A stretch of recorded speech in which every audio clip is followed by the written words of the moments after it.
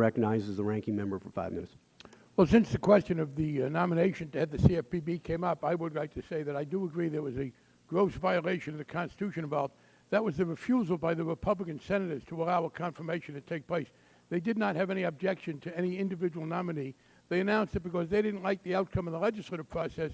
They were going to hijack the confirmation process to try and extort a change, clearly violative of the constitutional requirement that they treat a nomination on its merits.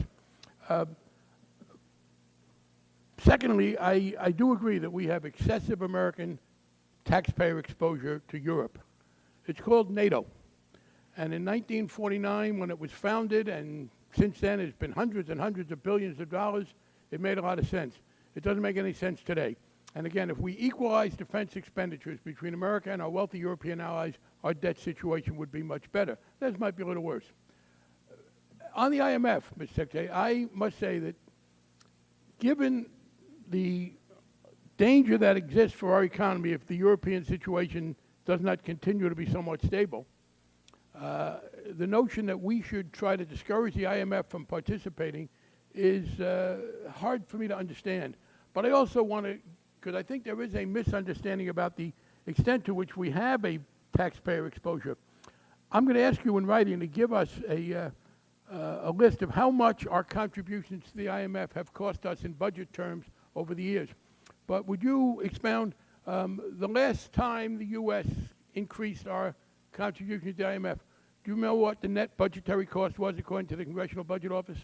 Well, we've had 60-plus years of experience with the IMF through a whole rich variety of crises, and we have never lost a penny of taxpayers' money in that context because the IMF is designed in a way, and we made sure this was the case, that any U.S. taxpayers' exposure would be fully protected.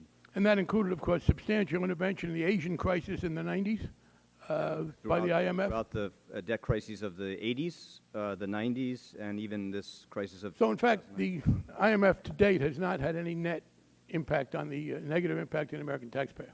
No, and I cannot envision a circumstance in which it would because we are very careful in terms of what the IMF does. So if we were to try to get the IMF not to do anything, we would be increasing the risk to our economy and no savings to the American taxpayer. I agree. In fact, it would be much worse than that, I think. If the IMF were unable to play its role in this context, then we would face much weaker growth here in the United States, much more risk to our broader financial system, and U.S. exports would be weaker, U.S. business... Yeah, I'd be interested if you would give us to the CBO, and I think, if necessary, we should increase our quota because it makes a great deal of sense. We buy a lot of stability for no net, but I'd be interested if you would send along the CBO things. Now, I do want to be honest. The swap between the Federal Reserve and the European Central Bank that was referred, as I recall, that did have an impact on the American taxpayer. Would you explain what that impact was?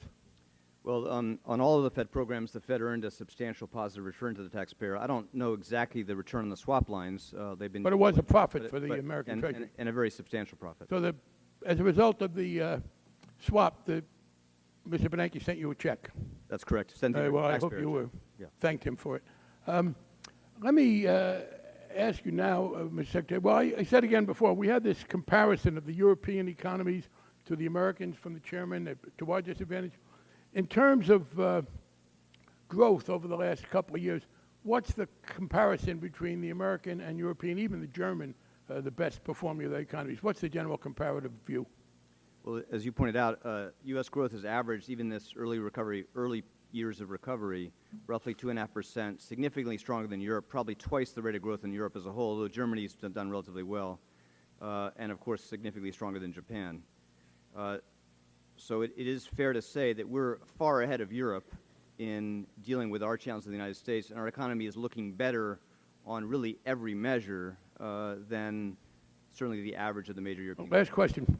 There's been a lot of concern about American banks' exposure to European financial institutions with credit default swaps, et cetera. If the financial reform bill that was signed into law in 2010 had been signed into law 2 years earlier, would that have had the effect of lessening the concerns we might have today?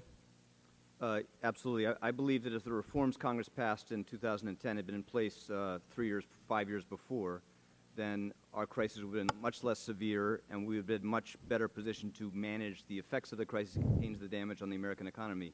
But today, because of those reforms and the actions we took to restructure the financial system in the crisis, U.S. banks are in a much stronger position, hold much more capital against the risks they take around the world, and that's a good thing for the United States.